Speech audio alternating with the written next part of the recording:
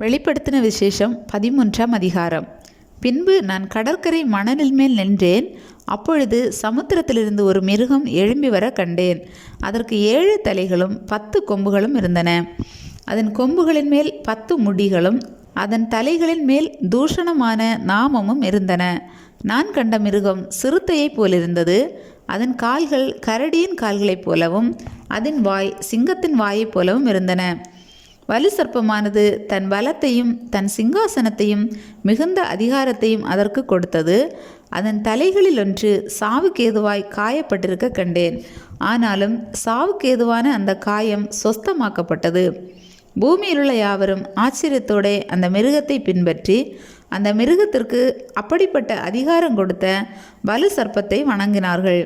அல்லாமலும் மிருகத்திற்கு ஒப்பானவன் யார், அதனோட யுத்தம் பண்ணத்தக்கவன் யார் என்று சொல்லி மிருகத்தையும் வணங்கினார்கள். பெருமையானவைகளையும் தூஷணங்களையும் பேசும் வாய் அதற்கு கொடுக்கப்பட்டது. அல்லாமலும் 42 மாதம் யுத்தம் பண்ண அதற்கு அதிகாரம் கொடுக்கப்பட்டது.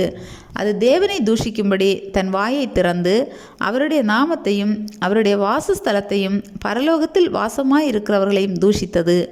மேலும் பரிசுத்தவான்களோடைய யுத்தம் பண்ணி அவர்களை ஜெயிக்கும்படிக்கு அதற்கு அதிகாரம் கொடுக்கப்பட்டதும் அல்லாமல் ஒவ்வொரு கோத்திரத்தின் மேலும் பாஷைக்காரர் மேலும் ஜாதிகள் மேலும் அதற்கு அதிகாரம் கொடுக்கப்பட்டது. உலகத் தோற்றம் முதல் அடிக்கப்பட்ட ஆட்டுக்குட்டியினுடைய ஜீவ புஸ்தகத்தில் பேரெழுதப்பட்டிராத பூமியின் குடிகள் யாவரும் அதை வணங்குவார்கள். காதுள்ளவனவனோ அவன் கேட்க கடவன். சிறைப்படுத்தி கொண்டு போகிறவன் சிறைப்பட்டு போவான். பட்டயத்தினாலே கொல்லுகிறவன் பட்டயத்தினாலே கொல்லப்பட வேண்டும். பரிசுத்தவான்களுடைய பொறுமையையும் விசுவாசமும் இதிலே விளங்கும். பின்பு வேறொரு மிருகம் பூமியிலிருந்து எழும்ப கண்டேன். அது ஒரு ஆட்டுக்குட்டிக்கு ஒப்பாக 2 கொம்புகளை உடையதாயிருந்தது.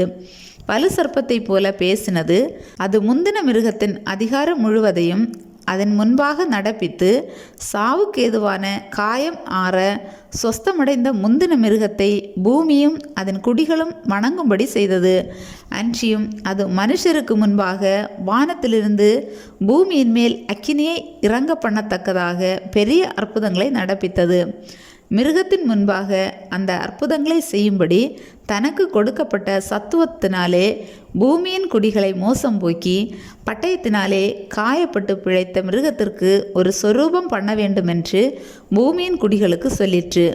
மேலும் அம்மிருகத்தின் சொரூபம் பேசத்தக்கதாகவும் மிருகத்தின் சொரூபத்தை வணங்காத யாவரையும் கொலை செய்யத்தக்கதாகவும் மிருகத்தின் சொரூபத்திற்கு ஆவியை கொடுக்கும்படி அதற்கு சத்துவம் கொடுக்கப்பட்டது. அது சிறியோர் பெரியோர் ஐஸ்வர்யவான்கள் தரித்திரர் சுயாதீனர் அடிமைகள் இவர்கள் யாவரும் தங்கள் தங்கள் வலது கைகளிலாவது நெற்றிகளிலாவது ஒரு முத்திரையை பெறும்படிக்கும் அந்த மிருகத்தின் முத்திரையாவது அதன் நாமத்தையாவது அதன் நாமத்தின் இலக்கத்தையாவது தரித்து கொள்கிறவன் தவிர வேறொருவனும் கொள்ளவும் விற்கவும் கூடாதபடிக்கும் செய்தது. இதிலே ஞானம் விளங்கும். அந்த மிருகத்தின் இலக்கத்தை புத்தியுடையவன் கணக்கு பார்க்க கடவன். அது மனுஷனுடைய இலக்கமாய் இருக்கிறது. அதனுடைய இலக்கம் 666.